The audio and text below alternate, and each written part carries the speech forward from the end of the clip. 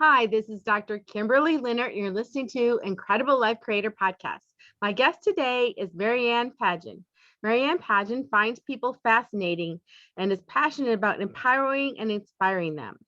The learning part for her never ends as she has been taking courses and uses a variety of coaches for the past 35 past years. She is a bit of a course junkie. Marianne is an international award-winning best-selling author, Guinness World Record holder and participant, an empowerment coach, workshop facilitator, retreat leader, ordained minister, award winner with International Forum for Advancement in Healthcare, an international best-selling author, Reiki Master, meditation specialist, Kundalini Yoga teacher, and soon to be a digital TV host and real estate agent with EXP Realty. Definitely an eclectic variety that keeps her busy. Welcome to the podcast, Marianne. Thank you so much, Kimberly. It's such a pleasure. Thank you for having me here. And Yes. Good morning to everyone who's listening or wherever they are in the world. Yes. And your list of things that you've done or learned or know is about as long as mine is.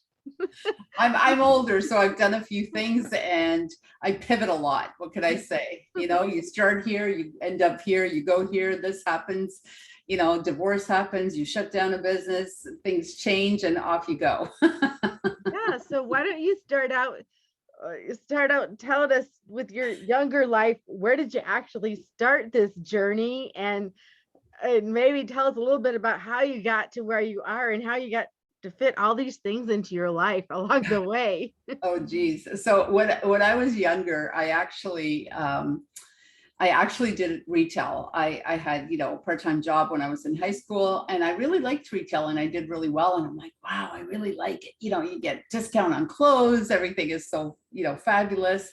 Mhm. Sales is like, what? You just sit there and get to talk to people all day. And then they buy stuff and you get some commission on top of that. Like, how great is that? Mhm. And then, turned out I could manage people pretty good. So management, blah, blah, blah. So 22 years in retail. And then I'm like, okay, you know what? This is not going to be a good industry for me to age in because my feet were starting to hurt because there's a lot of standing on your feet. And when I was 16, I discovered meditation and yoga. And that's when I started doing it because I had mild scoliosis in my back. So scoliosis for, your spine just goes into like an S shape a little bit. And it wasn't extreme, but it was enough that when I was 16 years old, I bent over to pick something up and I couldn't get back up. And I'm like, wow, for a 16-year-old, that's a little intense. And I was fit, like I did yoga. Again, there was stretching involved. So and then I would have like sinus infections all the time. And I was thinking, what is happening here? And then I read an article and it was about Linus Pauling, who is the Nobel Peace Prize winner and also a Nobel Prize for chemistry. I think it was for chemistry anyway. So he had two. And his was on vitamin C. And then I got into vitamins and I'm like, wow, you could do all this with vitamin. You can fix all these things. So I started taking vitamins and I'm like, wow, this is amazing. I feel so much better. And then one thing led to another. And then the wellness thing, it just kind of snowballed. And I'm like, oh, wow, there's all this energy healing. How cool is that? And then I learned Reiki. So I've been a Reiki master for probably, like maybe 35 years by now. And teaching it, doing it, teaching it. The only reason I stopped was COVID. And I thought, how am I going to teach Reiki? So I haven't really figured out how to do it yet online because I think you could probably do it. But anyways, I just haven't done that one. And then I went to Europe. I took off to Europe for a while. I had my own clothing store there. I got married. I'm Croatian, so I went to Croatia and I learned how to massage. And then that sort of led into aesthetic school. I had my own spa. Then we came back here. Then I had my own spa for about 11 years. Then I went to a local BIA, Business Improvement Association meeting, and I met the manager of a bank, and then her and I clicked, and she said, you should come work at the bank. And I was just starting to get bored with the spa. And I'm like, yeah, she's right. I should try the bank. So I went to the bank. I worked at a bank for about 3 years at one, then I went to another one. I became a mortgage agent. She said, you should do mortgages. You're really good. And I'm like, yeah, you're right. I like mortgages. It's fun. And then I decided to become a real estate agent. And the whole time I've been taking all kinds of healing courses. I mean, we don't have that kind of time. Like there's so many. And so we did that. And then I got my real estate license. And then I hooked up with a friend of mine on Facebook, and she says, oh my gosh, I'm looking for, when I was a mortgage agent, it said business development manager on my business card. And she goes, I'm looking for a business development manager. She goes, it's actually right on your title. She goes, that's exactly what I need. And she was like a headhunting recruiting agency. So I went to go work there while I was doing the real estate, while I was doing the healing. And then we got into doing retreats, numerous years, actually. Retreats started earlier than that. And then I started doing international retreats and only got to really one, Hawaii. And then it kind of slowed down. Then I got busy at work, and then COVID came, and then I pivoted again. And I'm like, wow, the recruiting wasn't quite so well anymore. And I thought, okay, maybe this is my sign for a pivot, because I was already there for 8 years. I thought, this is it. You got to go where you're guided. So I went back into real estate, but I feel like I needed a change. So I shifted brokerages, and now I'm at this really amazing brokerage called EXP Realty, and it's international, which I think that was where I was going. Now I want to work internationally. So I want to do international retreats. I want to do, the real estate with the international, because now I can refer you someone. Like if you want to buy something in India, I could refer you an agent there, right? So like it's really kind of cool. And then the retreats are international. I want to go off and do that and get to travel and explore the world, and also helps other people too, because there's all these brain synapses that go click click when you start traveling and see new and try new things. So yeah, and then I became an author thanks to Robert J. Moore. We connected. I was taking an integrative medicine course. We met through that, and then he says, yeah, you should write a book. You should write some books. One thing led to another. And he got me to commit to writing a chapter in 21 books, all in like 1 week. He got me to commit to this. And I'm thinking, are you out of your mind? I'm not doing that many books. Like, what's he like? Who is this person? And now he's my coach, and now he's my publisher. And after writing 10 other books, actually 9 other books with other people in a chapter, I finally got my own. Awesome. So there, that's my short version of my short story. Actually, this is going to be a series of 12. So there's going to be a lot of writing. Yes.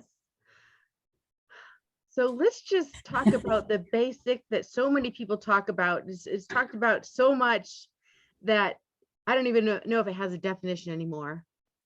But what kind of a mindset do you need to create a life like that, where first of all, you're going into new different things almost constantly, almost every few years, and even at the simultaneously, where, so many of us, I know even though I've done lots of different things, it's all within my training. So I'm a behavioral optometrist. So I've done that for 30 years. So, there's other things I've done as I'm doing that, but I still stayed in my basic career, if you will. Right. So what kind of a mindset has, first of all, the courage Thank you. To keep walking into new things that you have no experience with? Basically, you kept walking into new things during your whole life. How do you develop a mindset like that? Or you just come into the world and you're that way? No, I don't think that's true. There was no.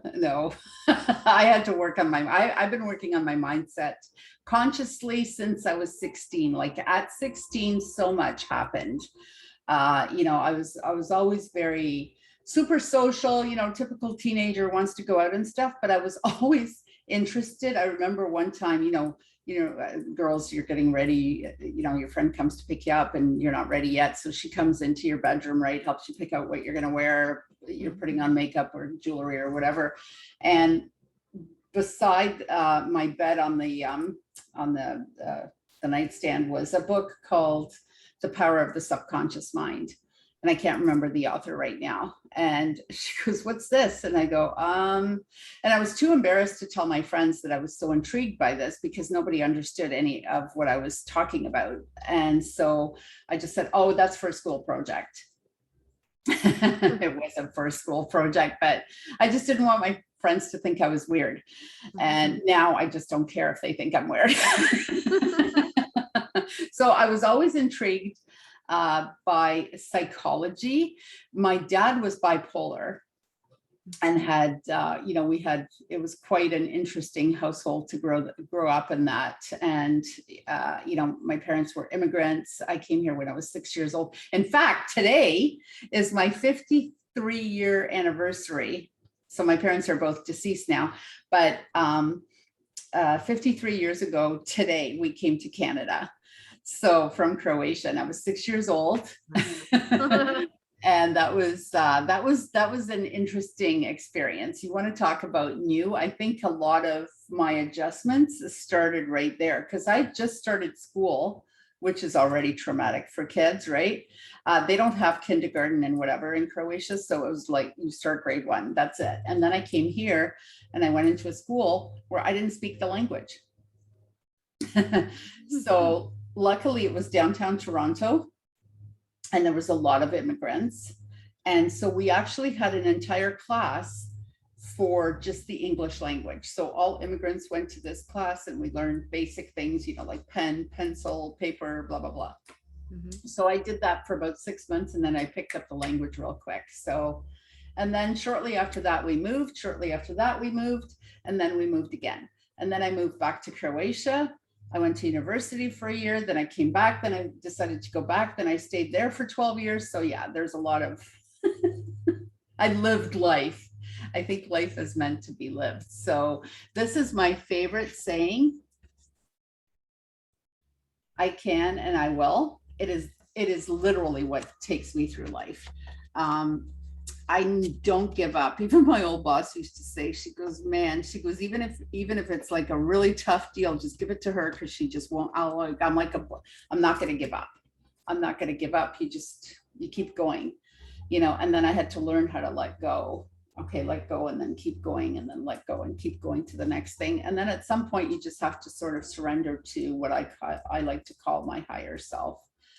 And you just, okay, intuitively, I'm being guided here. And sometimes you're just being guided and then guided and then guided and then guided and then pushed, So it was like, even the last 2 years of being at this job, I was like, I had these vibes like, you know what, I should do something else. I don't know what though, but I liked where I was. I had a great office. It was fun. I didn't want to leave. And I thought, why do you want me to leave? No, I like it here. And then it was like, boom, COVID came and everything kind of froze. And now it's like, okay, now you're going to have to pivot again. And I'm like, geez, really? Like at that time, I was like 58 years old and you want me to pivot again? Can I just stay here for a while? Nope. So sometimes it's not really up to me, I think. That's my story. Sense. That makes sense. A long answer, sorry. Yeah. And you said you grew up in Croatia and then, as an adult, you went back again and then you're back here again. Just compare and contrast the lifestyle Croatia versus you're in Canada, US. What's the differences? What's the, I don't know if I want to say pros and cons, but what's the wonderful things you like about it and that you don't like about it compared to, being in North America? Well, if I tell you that I was in Croatia during the war, and that's like a whole other story that we didn't even prior to this discuss. So I was 6 when I came here. You know, my dad has a very large family. In fact, one of his brothers is married to one of my mom's cousins. So like we were very, very close. My parents are from a very small place, you know, small town. They basically live down the street from each other. So there's a lot of people so there was a lot of that. And then, you know, we came here and it was just my uncle, and that's it. And then, you know, eventually, you know, they built up whatever friends and stuff. So that was, Canada was, you know, this is the place where you come, you have a job. These are the expectations. You're 15, 16. Like, I mean, I started working with my mom in the factory at 13 part-time in the summertime. Then I worked with my friend's mom, and then I was finally legal at 16 and I could work. So these were all sort of illegal working times at that time. Just, you know, a little bit. And then I started working in retail and stuff. And so I was always working. And then when I got to Croatia, and I'm looking at my cousins, my friend, you know, whatever, and I make friends super fast, easy, because I'm an only child. So if I don't make friends easy, I don't have friends, because it's going to take forever, right? There's no sisters or brothers to rely on. And so they just relaxed and enjoyed life. They did nothing. There was no, what do you mean? What do you mean you have a part-time job in the summertime? Well, don't you go out and relax? I'm like, no. So it was relaxing, more fun. Life was easier. There wasn't quite a focus on money. Whereas here, if you want to achieve something, this is the place to come. And the opportunities were certainly far bigger here than over there. And so I learned about money and managing money in a bank account and all that. Whereas my cousin was like, yeah, I'm not going to work until I'm done with university, and I'll be 20 something when I finally go to work. And I'm like, wow, I will have worked for like almost 10 years by then.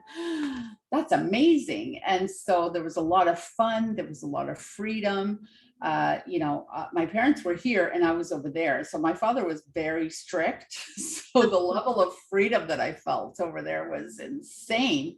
But then, interestingly enough, I got a job there. So I worked, I didn't even tell you all about these. I worked as a bartender. I worked as a nanny for 2 twin boys. I worked in a flower shop. I worked in a boutique, and then I opened up my own boutique.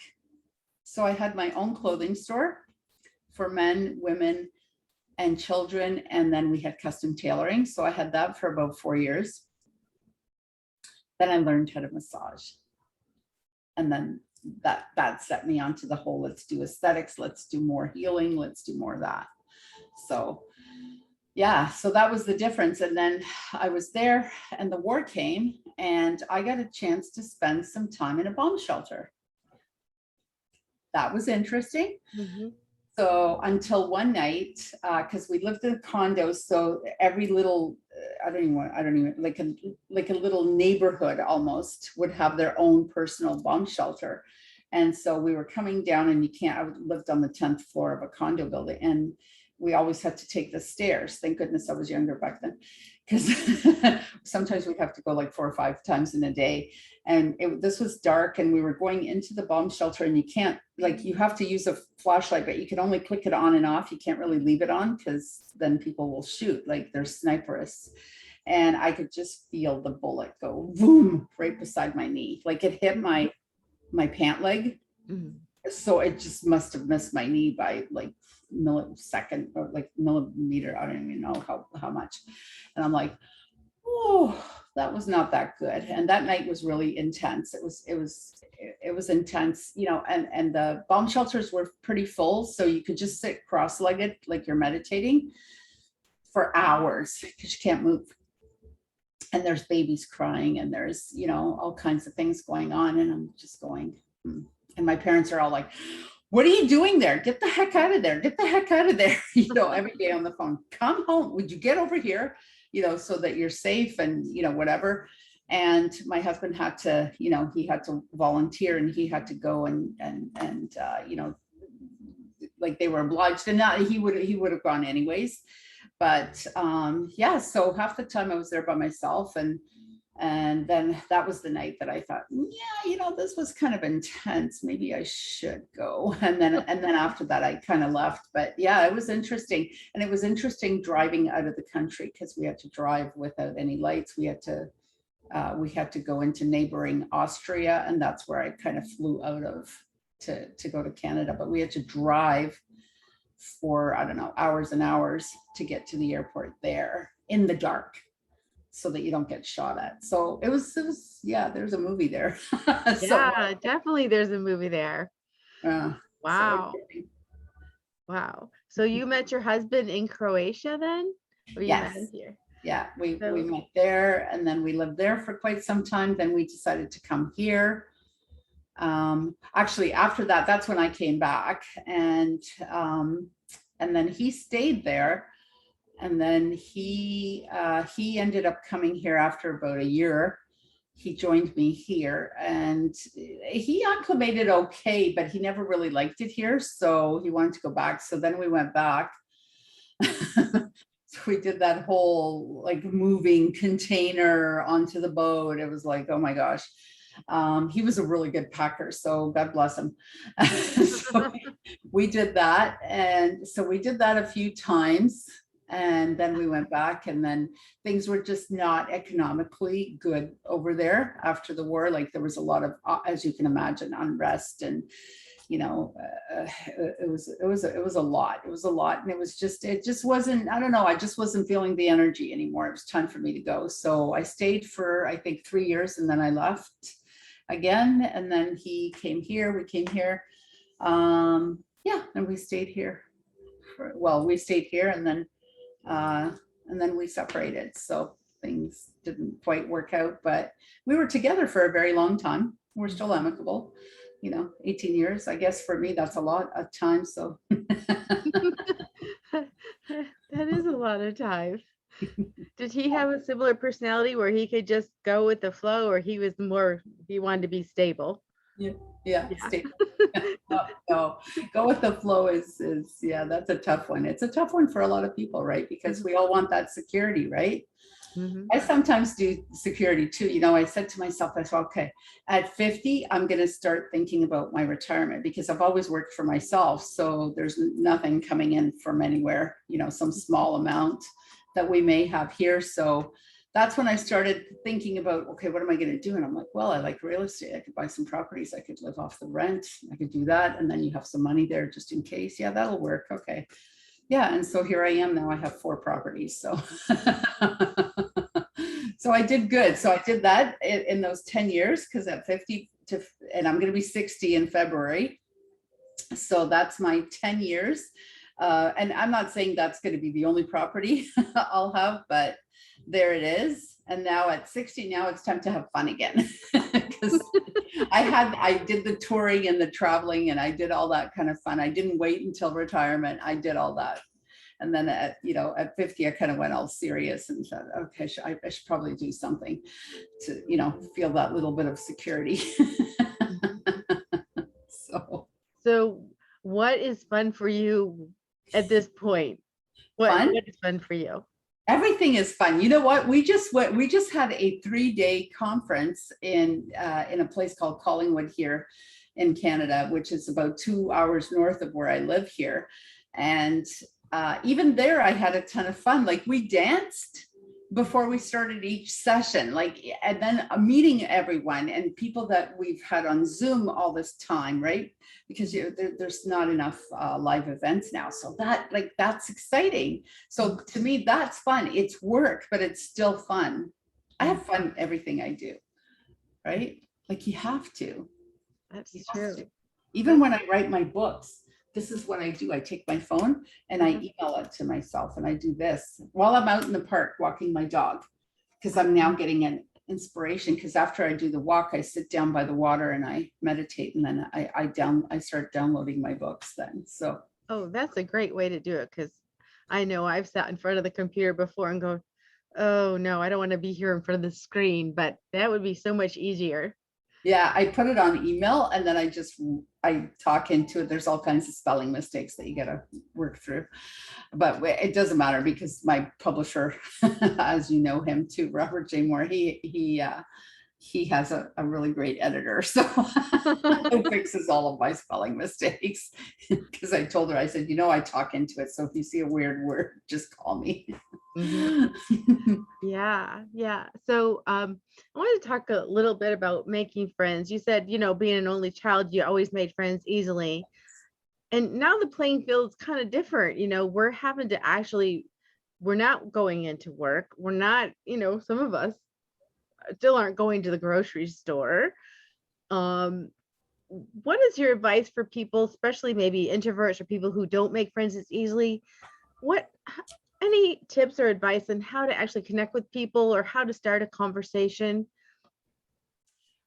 Join groups, if you want to meet people. I do a lot of networking. I love networking. To me, a networking event is just another party. So if it's breakfast, we're going to have a breakfast party. Okay. So, even when we do like door knocking or we do cold calling, like it's just be yourself.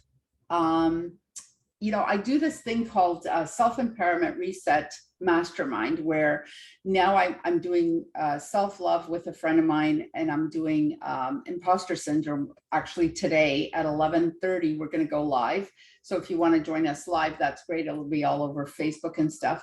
And it's just that, like, just be yourself, be your authentic self. Don't hold back and don't think, oh, well, they're not going to like me. They're not going to like me if I do that.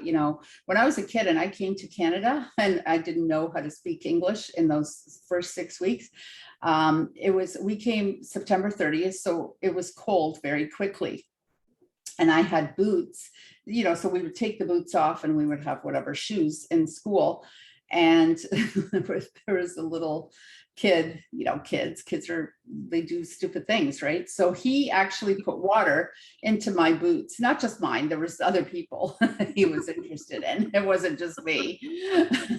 Everyone's like, oh, he must have had the hots for you. He must have really liked you at like a grade 1. He put water into my boots. And my parents were like, why would he do that? Like, I don't understand it. I'm like, I don't know, but you got to bring me some dry boots. Like, I'm not going home like this. So that was kind of funny. And what was interesting is I was in the country for 2 weeks and I was in the school, and I was coming out and I was at the door and someone snapped a picture of me and it ended up in the local paper. So whatever write-up they were doing on the school, they decided to use that picture. And I'm like, how did this even happen? Is this no, I wasn't even trying. I was literally like, and I'm going like this because the door was like super heavy. I actually remember, and I was holding it like this and I'm going, okay. This is a sign of me being in the media. I love talking to people. I'll just say hi, because most of the time people are either, they're trying to be polite, they're trying to be professional, they're trying to be whatever. If you just come to them and say, hey, how's it going? How are you? Or tell me about you. Tell me about you. People love talking about themselves. Like, look at me, I'm talking here the whole time, as long as you want. How long do we have? People love talking about themselves. So ask them questions about them. Hey, how did you do this? Or wow, that's fascinating. I can connect and try to find something to connect with them on. Like, I can connect with almost anyone. We could have something in common. You could be a doctor and I could be this, but at some point, if we converse and start talking, oh, you wrote a book too? That's so cool. And then let's talk about that and then get excited, right? But not like, oh, so you wrote a book. Mm-hmm. Yeah, get excited, and you know what? It's life. Get excited. Life is fun. We're not here for that long of a time, really. If we live to be 100, when you think about it in the grand scheme of the entire universe, 100 years, not that much, really, right? So really not. It's really not. Yeah, get excited. Talk to people. Don't be scared. I say hi to people in the street. We walk in the park. I say hi, unless I'm talking on the phone. But even then, I'll still nod. Right? Yeah, me too. When I go for my walks. Yeah, exactly. I love people. That's whatever business I'm in, as long as it's got to do with talking to people and helping people, help guiding them. That seems to be my bottom line purpose. So as long as I could be doing a real estate transaction. Everyone's like, oh, how do you be a real estate transaction and a coach at the same time? And I'm like, are you kidding me? Do you know how much coaching I do during a real estate transaction? People are terrified. You know what first-time buyers are like? Like they're scared to death of this. This is the biggest transaction of their life for most people. Mm-hmm. You know, I also work with investors, right? A lot. So they're used to it. They just like crank out the, yep, I'll take it. Yep, I don't care. I don't need to see it. I'll see it. Yeah, it did right up the offer. You know, and then you've got, I don't know how to do this. We're scared. What if we do this? What if we do that? Oh no, we can't go up another 5,000. And I'm like, really, 5,000, you know, 2 days from now isn't even going to seem like a lot. Mm-hmm. So yeah, so there's a lot of, you know, people. Mm-hmm. Cool. So we've talked about so many things. Why don't you talk about, first of all, what services, what are you doing now? Is there a way that people could connect with you? And if so, how do they connect with you? Where do they connect with you? Maybe talk about what books you have now, because we've just talked about so many things. Everything. You just kind of have like some bullet points and tell us, what are you doing now and where do we find you? Try to yes. condense it all into one. Well, this is the first book in my series of 12 books. Self-Empowerment Reset. Yeah. Self-Empowerment Reset is the whole sort of gist of everything that I do. So Self-Empowerment Reset is the name of every book, and then each one will have a different subtitle. So this one is The Perfect Time Is Now. It's been out now for about 3 months-ish. And it just went into Barnes and Noble, and it's going into Chapters and Indigo here in Canada, which is the Barnes and Noble version. And it's going on internationally, blah, blah, blah. So you can get this pretty much anywhere. Now it's always been available on Amazon. Now the next one is just about ready. In about 2 weeks, it'll be ready to go to press. It's getting edited as we speak. And I'm still waiting for a few people's chapters. So the next one is going to be called Self-Empowerment Reset, Radical Self-Love. So these are my huge passions, because my whole idea and behind the whole pivot is to get the message out to as many people internationally as possible. So that seems to be my new focus, is go international. I also do a podcast. It's called Meditation Millionaire. So, and because the two words are so interesting, and then you put them together and people are like, wow, that's a good name. Mm-hmm. So I do that one as well. We do a lot of sort of marketing because it goes out into like 200 countries. People will come onto the show. They get an IMDb credit, and, you know, they get a commercial, they get a logo reveal, blah, blah. So that's a really good one. Also real estate. I'm thinking of doing some international. I just spoke to someone in the Cayman Islands who wants me to rep them here in Canada. So we're thinking about that and other possibilities. I'm actually going to be focusing a lot on the books, of course, but I'm also doing a meditation pocket-sized book right now that I'm putting together, and I'm going to put a course together. We're doing some meditation courses that people can automated, that they can take sort of with them, either on the road or wherever they want. And then I'm going to be putting some courses together. I do one-on-one coaching. I've been doing coaching forever, not forever, but maybe close to 40 years. And let me see, what else do I do? Did I miss something? I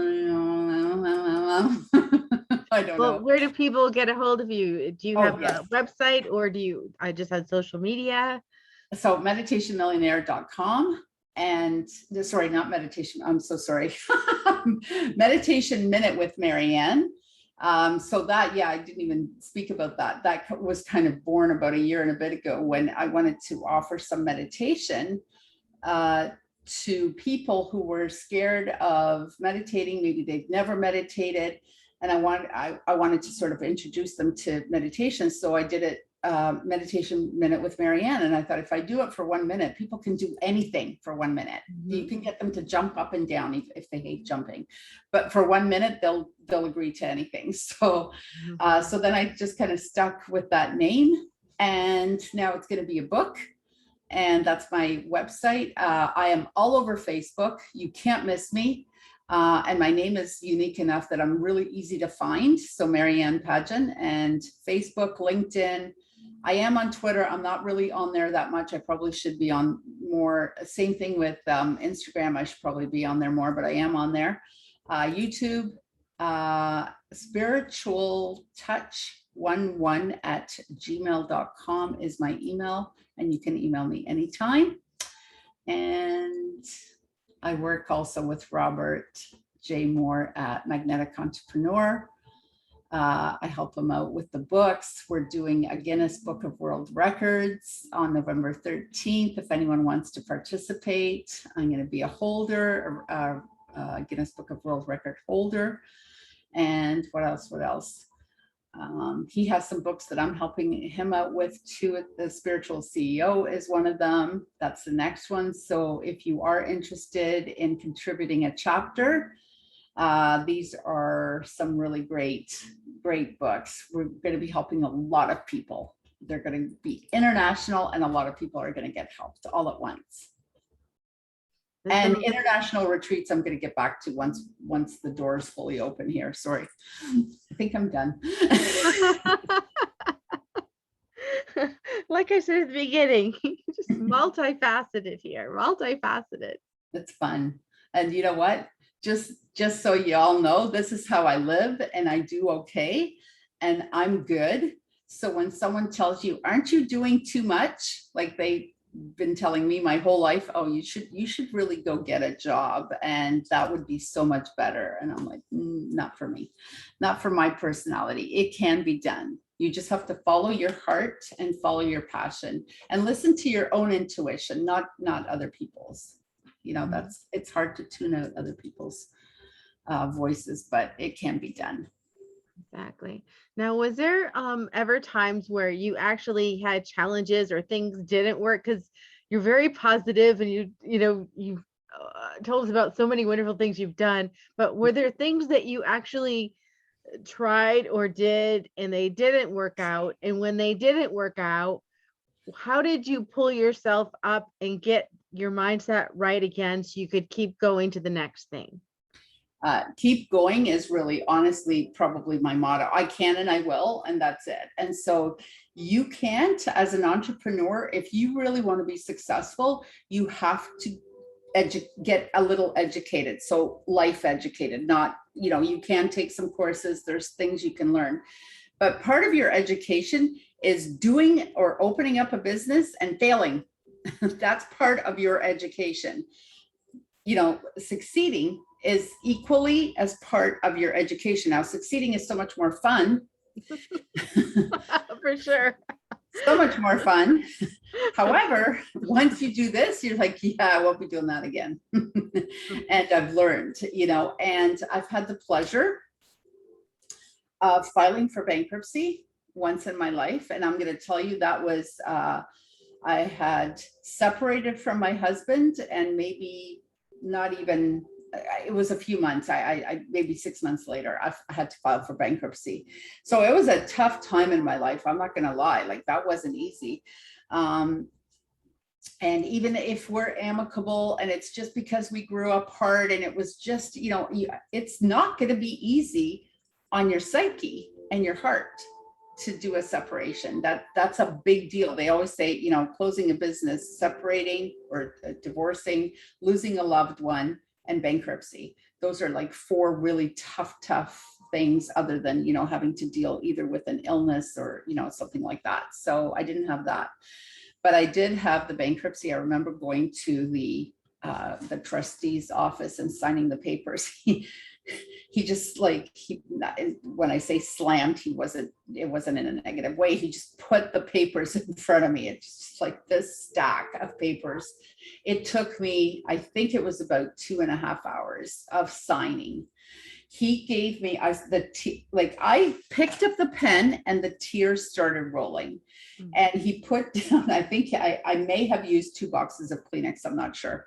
He put the boxes of Kleenex in front of me, and it did not stop the entire time. And it's funny because I did my crying and whatnot before that, but when I finally made the decision and the day finally came that I had to go there, and I prepped as much as I could for everything, psychologically and otherwise. And I picked up the pen and I'm signing it.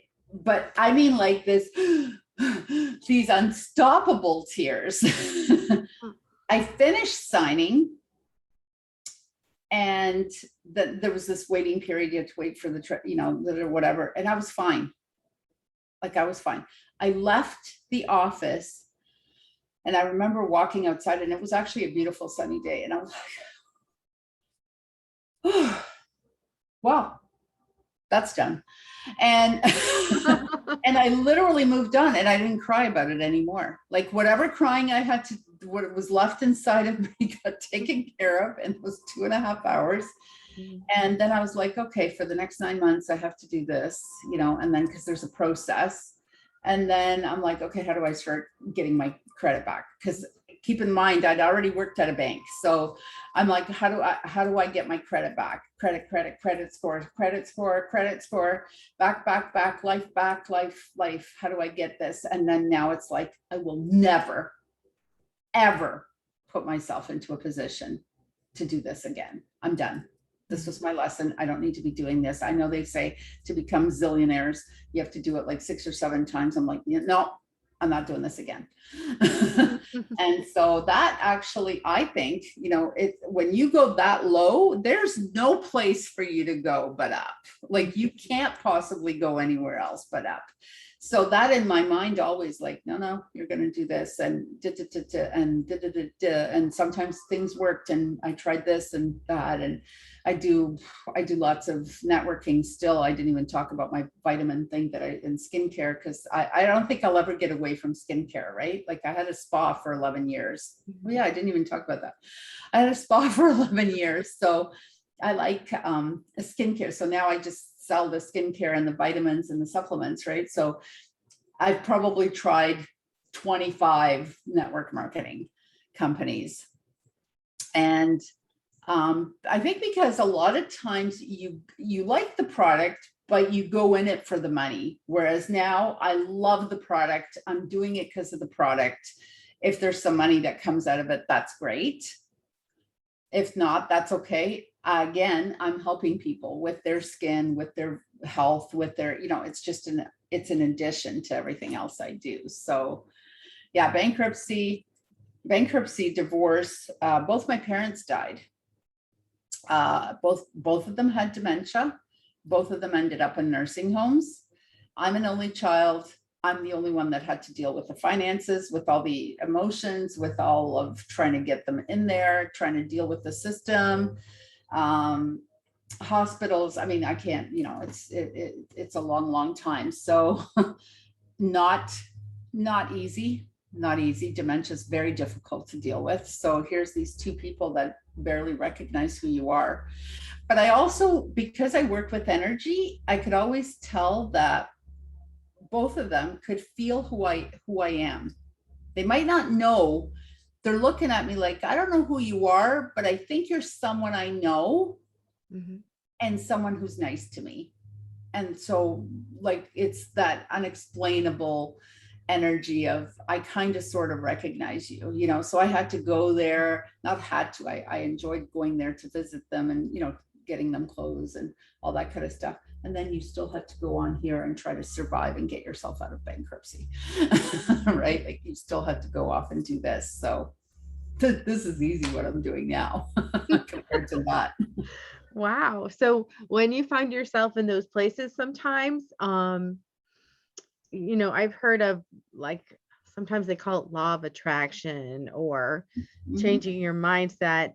And they say to imagine as if you have the circumstances the way you want them to be. In other words, I want my credit to be good now, and I want to be successful in my business. when you're in those times when it's really hard, what tools or how did you work on getting to that place again? I am a journal addict or journalaholic. I have here, these are just two that I can actually get to, but I have journals. Look at this. There's like massive amounts of everything everywhere. I have journals everywhere. And I even have a little one that I put in my purse, like it's ridiculous. And I will jot down things. And if there's no purse, there's always the phone, and we do the voice thing again. So I journal everything, and that's how I visualize, actually. So while I do have a visual board, I actually journal more, and I will journal literally every day. Like I will just write down, yep, I love my new house, I love my new condo, I love my new car, I love my new whatever it is, right? I had this, I really wanted to buy myself this amazing water filtration. It's by Kangen. I'm sure lots of people have heard about it. And it's quite a bit. So the shower and the shower attachment and the water filtration, it comes out to just over $10,000. So that's a chunk to pay for this. Some of my friends are going, oh, I can't believe you spent. Yeah, but it's water, and I'm super passionate about clean water. I drink a lot of water. I'm not a pop drinker. I like my food. That's unfortunately that I could work on a little more, but water is really great, and it's super important. I also like to get involved in a water filter program in third world countries. I just think that at this stage of the game, we should all be able to have clean water.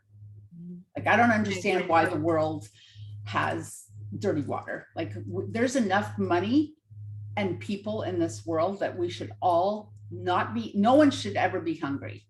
I don't, we could talk about that one forever, but the water is like, come on.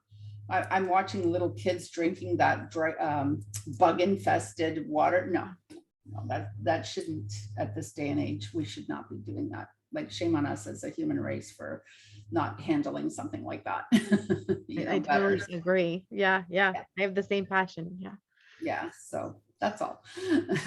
We could do better. We could do better, and we need to help, and that's what it is. So I can do this good, and so I'm happy at helping others, right? I'm not a dentist. Don't come to me for dentistry, because I'm not a dentist. But and I'm not, I don't know, I'm not an engineer. Oh gosh, I'm really not an engineer. And I'm definitely not an accountant. Don't come to me for accounting. I can account my own books, but that kind of thing. So, when you find your passion, and you got to figure out what you're good at. And usually if you're good at it, you usually are happy doing it, right? Or you're happy doing it, and that's why you're good at it. Exactly. And share with others, and just get the word out, and don't be shy, and don't be scared. So just something personal, what gives you the most happiness in your life right now? Honestly, when I'm working with a client, or even if it's a friend and we're just chatting or whatever, and I see that shift in the person where they finally get it, and it's like, yeah, you're right, it is about me, and I have to focus more on me. And when they, like, because I work a lot with women, and the kids will come first, the husband will come first, everyone, the neighbors will come first, the other family, the dog will come first, everyone will come first before her. And so when she finally takes that little bit of, and just starts taking that first step, like, you know what, I'm gonna go for a manicure.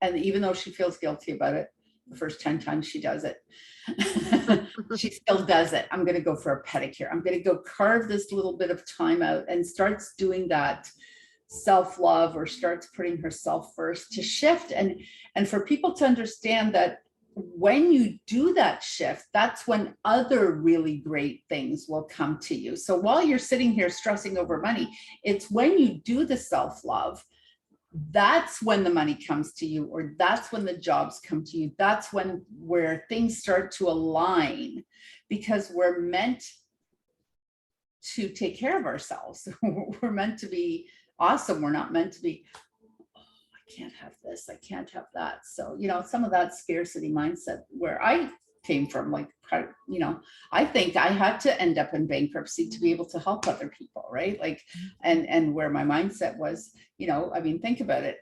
It was the separation and this, and it's like, oh wow, how am I going to do this on my own now? How's this going to happen? Like, what's going to happen? Like, my parents told me my whole life that, you need the husband of this, the family, like, and I didn't have that. And I'm like, what am I doing here? What am I doing? What am I doing? And you question the pants off of yourself. And then you learn how, and then you share with others, right? That's right. Yeah, that's how we can help people with our own experiences. Right. When you think about the people who teach piano are the people who know how to play a piano. They teach guitar because they play, they know how to play guitar. I'm not going to teach you how to play guitar. I don't know how, right? So you do, thank goodness we're all different, right? And when you start embracing that we're all different, I still sometimes haven't learned that in traffic. I still in traffic would be, how do you not know how to change lanes? It's okay. But it's, once you embrace that every person is different and that we all have something to give, right? Like, you can't be like me, but that we get stuck, people they're taught to be like this. Then they're like, I have friends, they still do that. And it's like, well, how come you're doing this way and this way and this way? And as soon as they come in here, they're like, oh, I want you to change this. I think you should do this. And I'm like, yeah, but I like it like this. Did you ask me if I like it? Did you ask me if I want, so you should embrace the differences in people, right?